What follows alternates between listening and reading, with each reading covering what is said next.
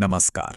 तो चलिए आज बात करते हैं भारत के एक बड़े राजनीतिक विवाद की जो हरियाणा के हालिया चुनावों से जुड़ा है।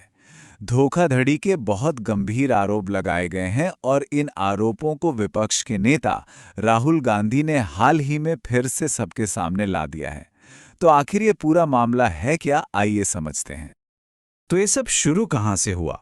ये सब शुरू हुआ एक बहुत ही अजीब सी खोज से। वोटर लिस्ट में एक अनजान चेहरा। चलिए उसी एक सबूत से बात शुरू करते हैं जिसने इस पूरे विवाद में जैसे आग ही लगा दी है। हाल ही में एक प्रेस कॉन्फ्रेंस हुई, उसमें राहुल गांधी ने ये तस्वीर सामने रखी और मीडिया से एक बहुत सीधा सा सवाल पूछा, ये महिला आखिर हैं कौन? और इसका जो जवाब मिला वो वाकई चौंकाने वाला था। पता चला कि ये महिला भारत की है ही नहीं, ये एक ब्राज़ीलियन मॉडल हैं जिनकी तस्वीर हरियाणा की वोटर लिस्ट में कई अलग अलग नामों से रजिस्टर्ड है। और ऐसा सिर्फ एक या दो बार नहीं हुआ, उनकी तस्वीर 22 अलग अलग वोटर एंट्रीज पर मिली है।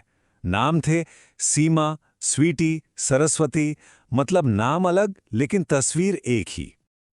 तो विपक्ष का कहना है कि भाई ये कोई छोटी मोटी गलती नहीं हो सकती।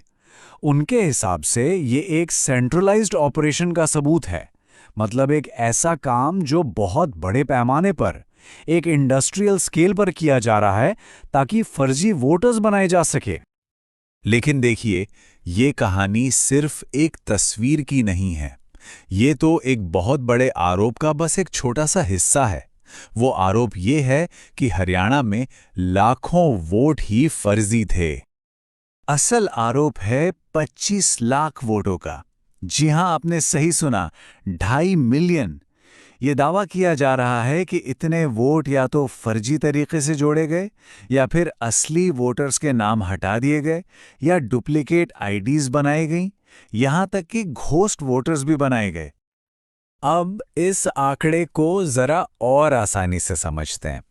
इसका मतलब ये हुआ कि राज्य की 2 करोड़ की वोटर लिस्ट में हर 8 में से 1 वोटर फर्जी हो सकता है।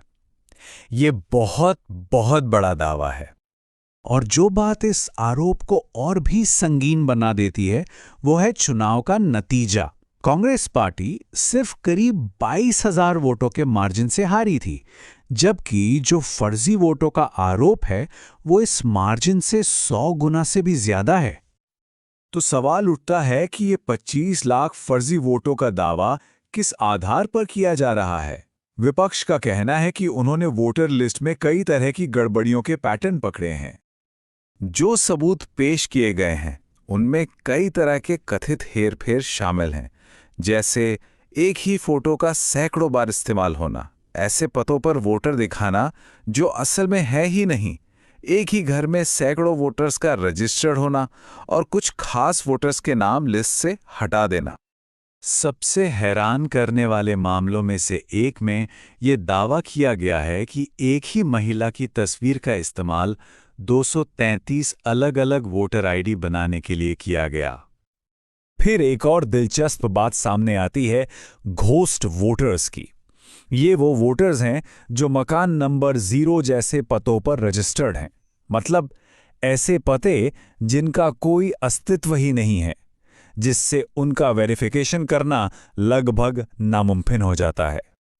जांच में एक ही पते पर वोटरों की एक तरह से भीड़ भी मिली है। एक मामले में तो एक ही घर में 501 वोटर रजिस्टर्ड थे और एक और केस में सत्ताधारी बीजेपी के एक नेता के घर 66 वोटर दिखाए गए। विपक्ष का कहना है कि ये सब कोई टाइपिंग की गलतियां नहीं है। आरोप ये है कि ये एक सोची समझी रणनीति है ताकि ऐसे फर्जी, मतलब फैंटम वोटर स्लॉट बनाए जा सकें जिनका इस्तेमाल चुनाव के दिन कोई भी आकर वोट डालने के लिए कर सके, चाहे वो किसी दूसरे राज्य से ही क्यों ना आया हो। अब जाहिर सी बात है, जब इतने बड़े पैमाने पर आरोप लगते हैं तो देश की चुनावी प्रक्रिया की निगरानी करने वाली संस्था यानी भारत के चुनाव आयोग पर सीधे सीधे सवाल उठते हैं। इन आरोपों से चुनाव आयोग के लिए 2 बहुत ही परेशान करने वाली बातें निकल कर आती हैं।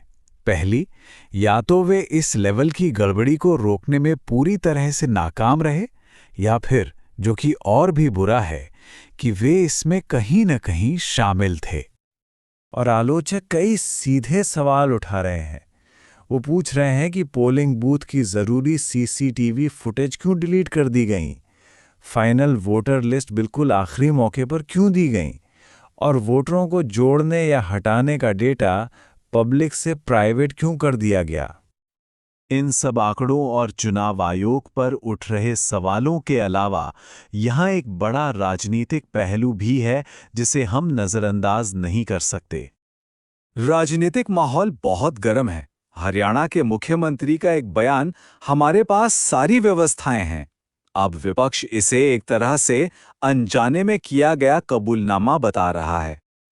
लेकिन विपक्ष के लिए एक चुनौती भी है। शुरुआती आरोपों के बाद करीब 1.5 महीने तक इस मामले पर एक तरह की खामोशी छाई रही, जिससे इस मुद्दे की जो हवा बनी थी वो थोड़ी कम हो गई थी। और जो चीज़ इस मामले को और भी ज़्यादा उलझा देती है वो ये है कि वेरिफिकेशन के लिए जो सबसे ज़रूरी सबूत चाहिए थे, जैसे पोलिंग बूथ की सीसीटीवी फुटेज और वोटर स्लिप, वो कथित तौर पर डिलीट कर दिए गए हैं। अब ऐसे में इन दावों को पूरी तरह से साबित करना या खारिज करना बहुत मुश्किल हो गया है। तो आखिर में हम एक बड़े सवाल पर आकर रुक जाते हैं। क्या ये गंभीर आरोप भारत की चुनावी प्रक्रिया में ज़रूरी सुधारों को जन्म देंगे, या फिर ये भी एक और अनसुलझा सवाल बनकर गर्म राजनीतिक बहसों के बीच कहीं खो जाएंगे? इसका जवाब तो अब सिर्फ वक्त ही देगा।